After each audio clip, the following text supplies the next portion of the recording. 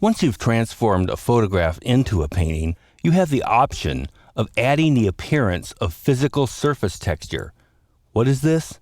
It is a simulation of light on the three-dimensional surface of paint, canvas, and varnish. When a physical painting is photographed or viewed under gallery lighting, the lights will cause the painted brushstrokes, particularly impasto-style painting, and canvas texture to be emphasized by highlight and shadow. Applied varnish or a glossy protective coating will appear as subtle brushstrokes delineated by specular highlighting.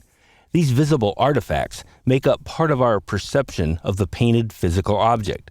Depending on the wishes of the artist, gallery, or museum, these physical effects can be attenuated or suppressed depending on the lighting setup. I display a lot of my painting on the web, so I like to add this virtual surface to the finished work. This provides the viewed representation with an extra painting vocabulary element that adds an additional degree of realism to the work. My technique is non-destructive, so you have the option of displaying or printing the painting with or without this virtual surface. I used to think that this surface effect would not mix well with prints on canvas, but I've been pleasantly surprised that it can and does work. This is definitely a personal preference. Depending on your style of print reproduction and presentation, you may or may not wish to utilize virtual surface effects. Before I do anything else, one thing I want to bring up is, as we've been going through this, we've been adding a lot of layers. And depending on a person's system, you may not notice this at all, or it could start making your system huff and puff quite a bit.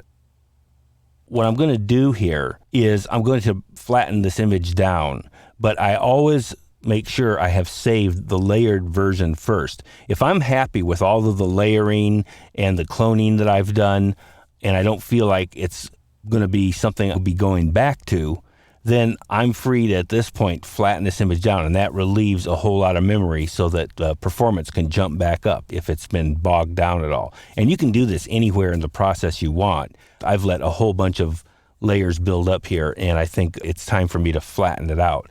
And that way I'll still have a preserved layered version of the image by saving it before flattening, and then post-flattening, I can continue to work on it. And in fact, when I add the varnish layer onto it, if I want to, I can always take that varnish layer and duplicate it over to the layered version so that I still have a fully layered version all the way up through and including the varnish, even though I didn't do it with all of the layers intact.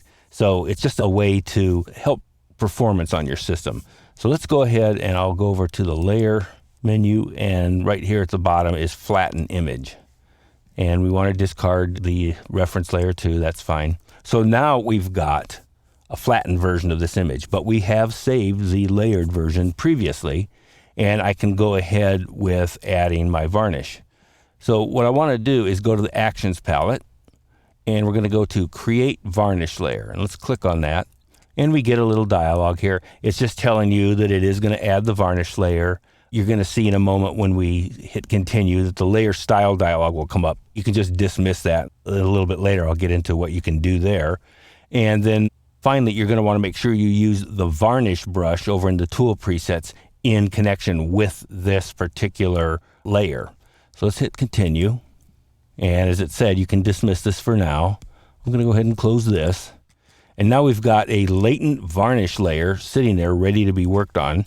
I want to make sure I take my varnish brush. And one thing I want to point out, I'm temporarily going to go down to the brush panel.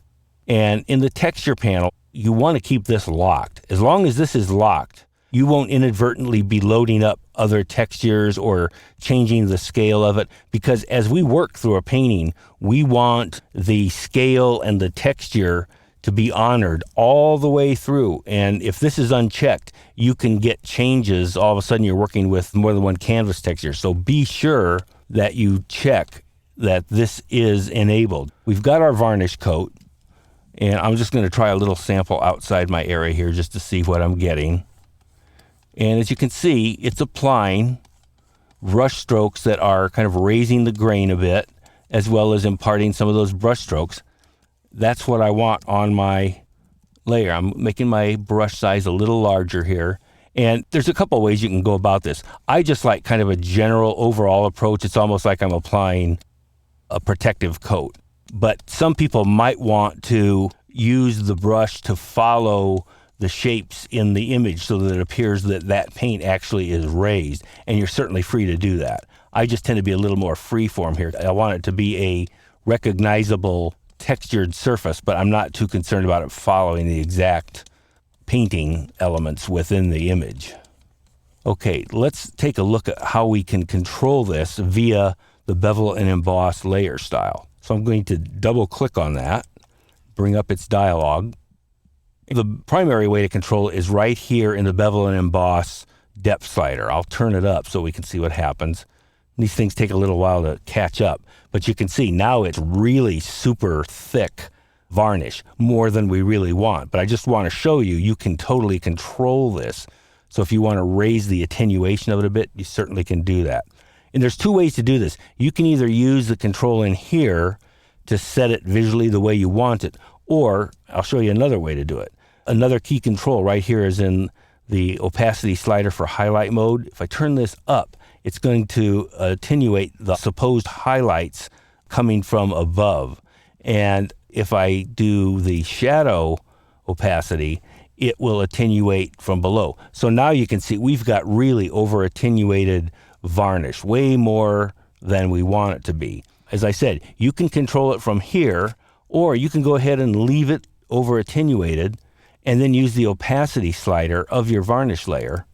Let's just turn it down. And now you can see how I can bring this down.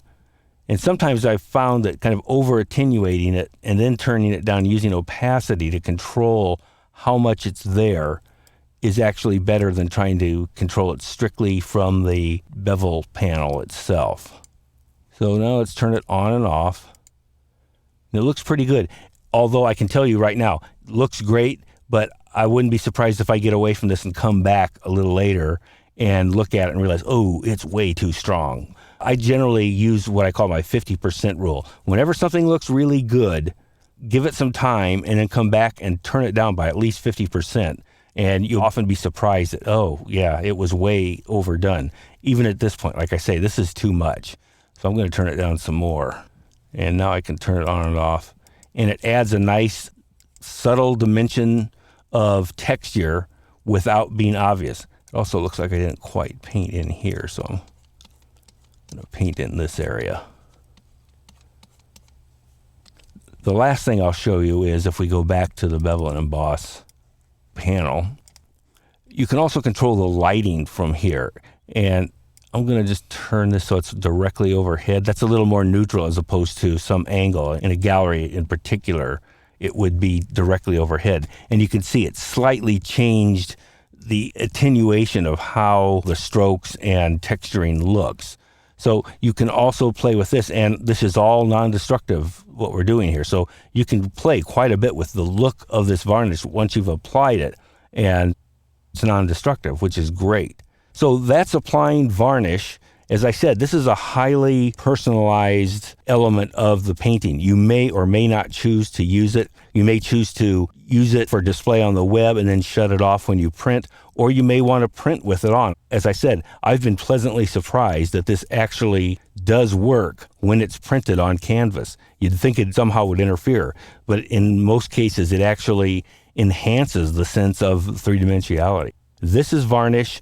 Use it if you want. And as I said, it's one more way to add a vocabulary element of painting to our finished image.